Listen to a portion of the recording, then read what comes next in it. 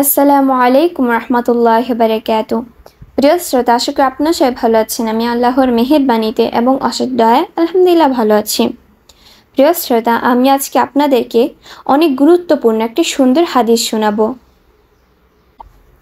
নবী করিম সাল্লাল্লাহু আলাইহি ওয়াসাল্লাম সাহাবীদেরকে এমন একটা বিষয় শিক্ষা দিয়েছেন যেটা হাদিস শরীফে অনেক গুরুত্ব সহকারে উল্লেখ করা হয়েছে।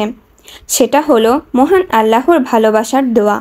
প্রিয় শ্রোতা, আমরা মানুষ এমন একটা জাতি, কেউ কাউকে ভালোবাসলে একটু ভুল করলে কষ্ট পেতে হয়, কিন্তু মহান রব আল্লাহকে ভালোবাসলে দুনিয়াতে যেমন শান্তি, আখিরাতেও শান্তি এবং নাজাতের উছিলা হয়ে যাবে।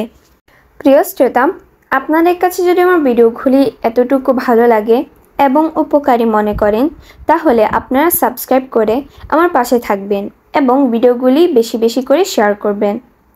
প্রিয় শ্রোতা, আসুন আমরা এখন আল্লাহ পাকের ভালোবাসা লাভের 1 নাম্বার দোয়াটি শিখে নেব ইনশাআল্লাহ।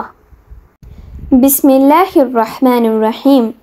আল্লাহ পাকের ভালোবাসা লাভের 1 নাম্বার দোয়া, আল্লাহুম্মা ইন্নী আসআলুকা হুব্বাকা ওয়া হুব্বা মান ইউহিব্বুক। অর্থ, হে আল্লাহ, আমি আপনার নিকট আপনার ভালোবাসা চাই এবং আপনাকে যে ভালোবাসে তার ভালোবাসা চাই। আজ এ পর্যন্ত আপনারা সে ভালো থাকেন, সুস্থ থাকেন, আমার জন্য দোয়া করবেন, আমার আম্মু আমার আব্বুর জন্য দোয়া করবেন।